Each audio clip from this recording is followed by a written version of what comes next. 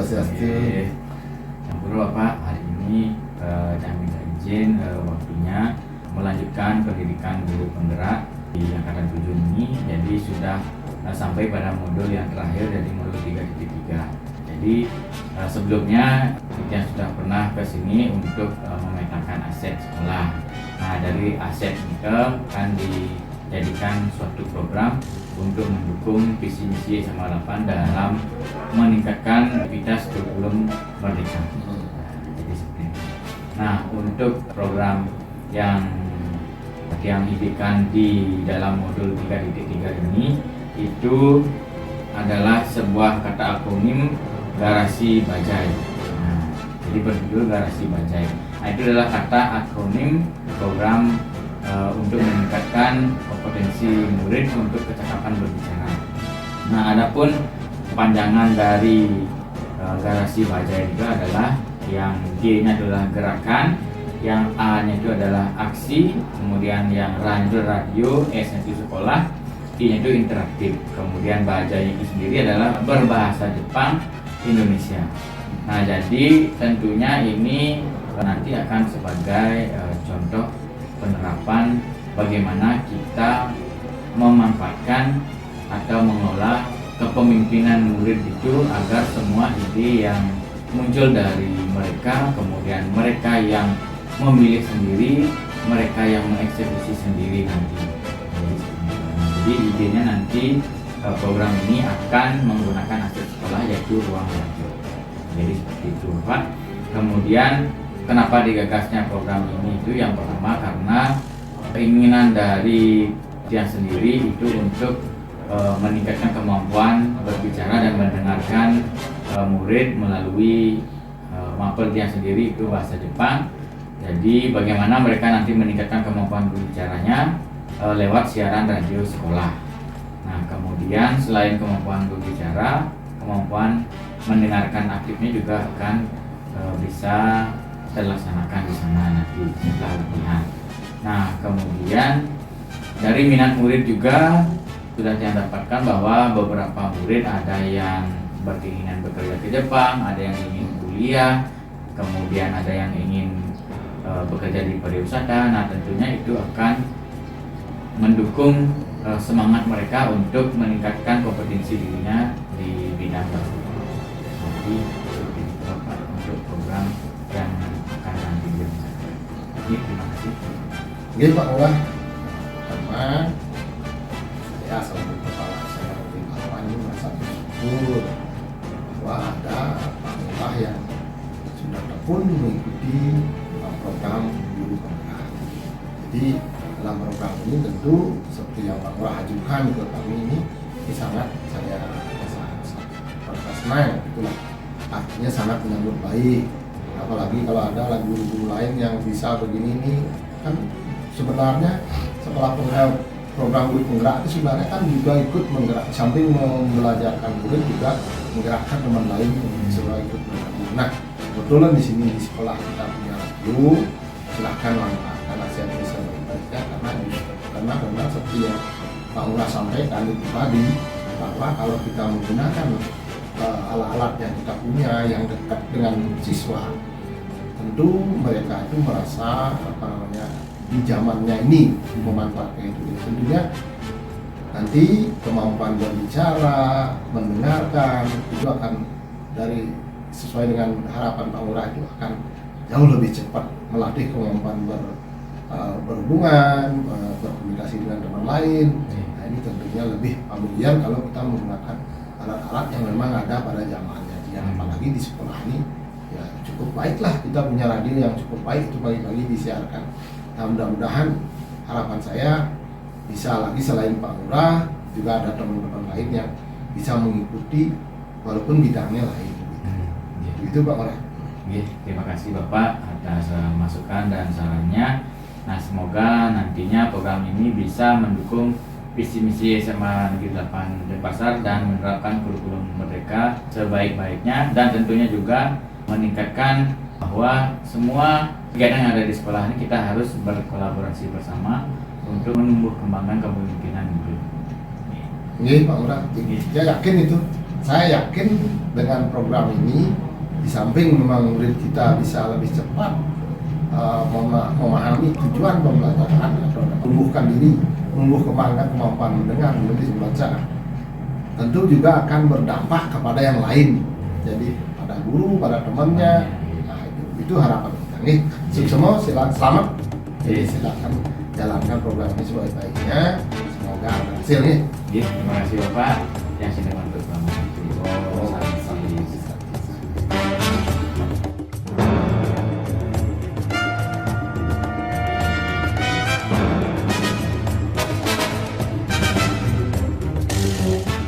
Jadi pertama, kita belum baik. Setiap kegiatan ekstra itu kita kan selalu melakukan refleksi. Ya, refleksi itu artinya kita apa yang kurang yang kita alami di kegiatan sebelumnya kita bisa refleksikan agar kita buat hal yang lebih baik di kegiatan berikutnya. Nah, kira-kira kegiatan apa yang belum kalian pernah lakukan di kegiatan belajar kita? Kita kan menulis sudah, budaya Jepang sudah. Kira apa lagi yang perlu kita tingkatkan? Nah, untuk mendukung kegiatan kita belajar berbicara bahasa Jepang yang lebih efektif, selain berbicara kita kan harus konsentrasi ya mendengarkan apa yang diucapkan itu biar lebih bagus lagi. Nah, kita akan merancang sebuah program.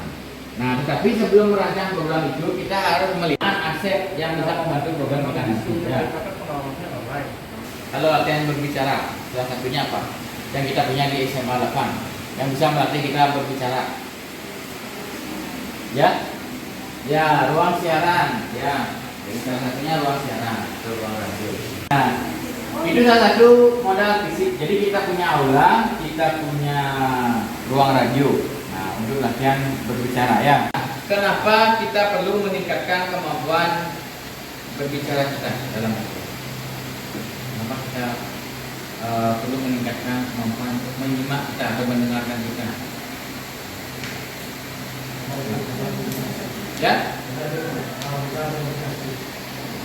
Agar lebih? Ya. Lagi?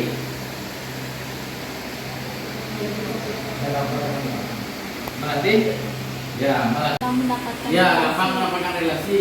Kalau latihan bicara dengan orang Jepang, langsung konnichiwa, nama saya ini kata nama saya, itu bilang nama saya ya. Jadi, kalau punya teman, kalau latihan komunikasi ya. Kira-kira apa yang kita bisa tingkatkan di ruang radio ketika kita ingin meningkatkan kemampuan berbicara dan mendengarkan? Apa yang dilakukan gitu kan? Ya, apa yang bisa kita lakukan di sana? Yang bisa dilakuin? Ya. Update tentang apa yang terjadi di Jepang, kebudayaan Jepang gitu. Ya, jadi kita bisa mengenalkan budaya Jepang lewat bahasa Jepang. Ya. Kemudian kalau di sana apa lagi selain itu? Ya. Promosi ya bisa, promosi ya, contoh promosi kalian bisa menyontohkan orang promosi di Jepang tuh kayak gini loh. Nah ya. Bisa mengenalkan lagu-lagu dari Jepang. Ya bisa mengenalkan lagu-lagu, kalian suka lagu. Nah jelasin sedikit bahasa Indonesianya orang yang lebih banyak dilatihkan. Ya. Atau kalian mau melatih kemampuan kaiwanya atau berbicaranya. Ya jadi kalian bercakap bahasa Jepang, satu orang bertanya, oh itu artinya apa ya? Ini pertanyaannya apa? Jawabannya apa? Ada satu orang yang membahas dalam bahasa Indonesia, dua orang yang bercakapan bahasa Jepang. Nah jadi kita berbicara. Jadi tadi kan sudah muncul ya ide-ide dari kalian ngapain saja kita bisa di ruang radio. Ya. Nah kemudian bagaimana cara kita menggali ide? Kita meningkatkan kemampuan berbicara kita menggunakan ruang radio. Ada yang bisa?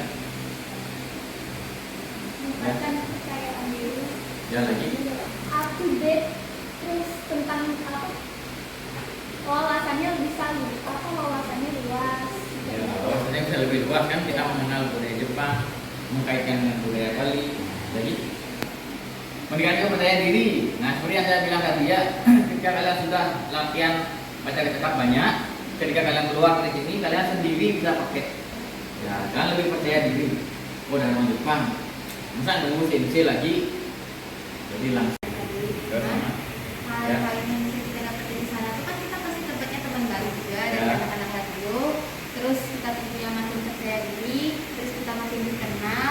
promosi juga tidak kemungkinan kecil tidak dilakukan setiap hari ya, jadi mungkin seminggu sekali.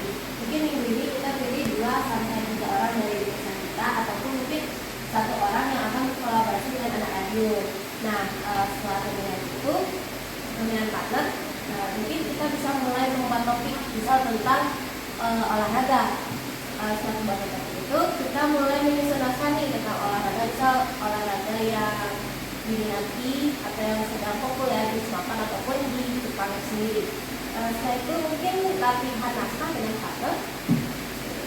Ya, udah banyak sekali ya. Nah, kurang lebih mungkin didengar tadi teman-teman semuanya ya. Seperti yang bilang Melisa tadi ya. Jadi kita nanti bisa melakukan seperti itu.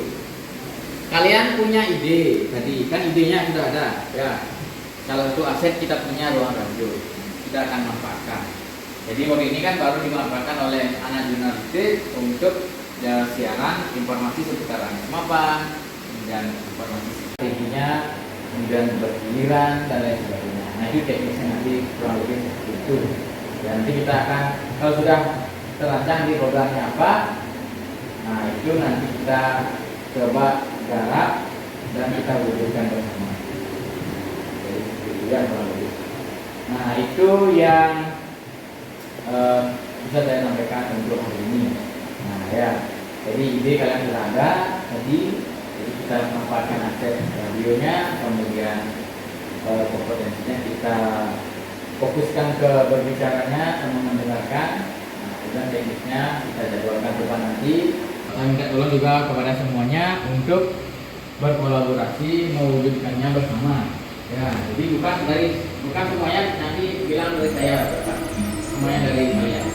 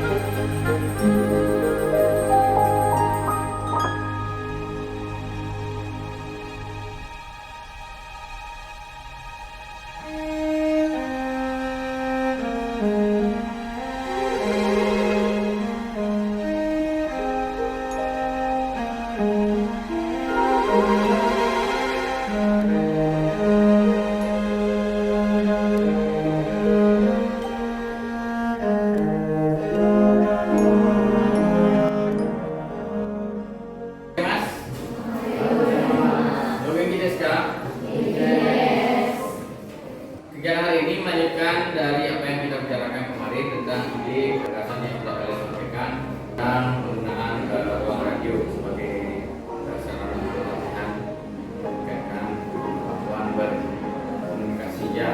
Ditempelkan berjejeran seperti ini ya di kertas yang sebelumnya. Di sini nama kecil, di bawahnya nama panggilan, kemudian isi pendapat kalian di sini sampai di ya.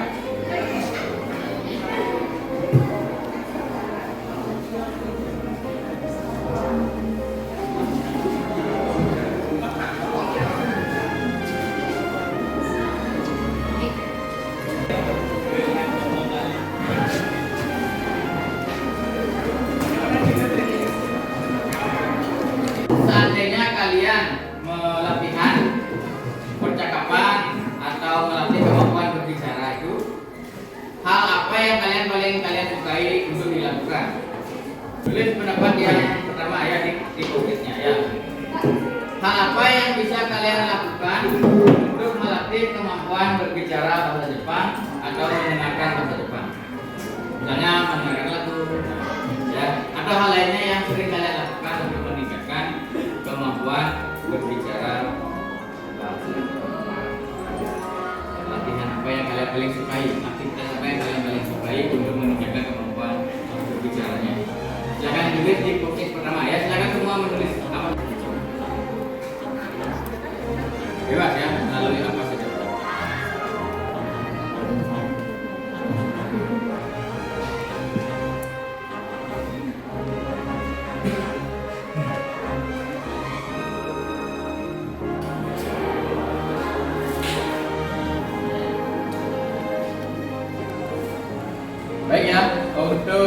pertanyaan kedua sekarang ya.